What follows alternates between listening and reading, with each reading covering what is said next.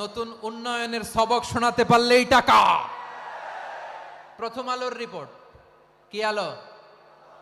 প্রথম আলোর রিপোর্ট, গত 15 বছরে উন্নয়নের নামে লুটপাট হয়েছে প্রায় 3.25 লাখ কোটি টাকা। কার রিপোর্ট? আমাদের বানানো কথা। প্রথম আলোর রিপোর্ট। গত 15 বছরে কারা ছিল জানেন তো? হ্যাঁ, শুধু ওনাদেরকেই দোষ দিয়ে লাভ নাই। স্বাধীনতার পর থেকে শুধু শাসকের হাত বদল হয়েছে, আমরা কিছু পাই নাই, ঠিক কিনা বলেন? শুধু ওনাদের দোষ দিয়ে কি লাভ? একদল খাইছে, আরেক দল খাওয়ার জন্য রেডি হয়ে আছে। আমরা এরকম চাই না। আমরা চাই স্বাধীন সার্বভৌম বাংলাদেশ।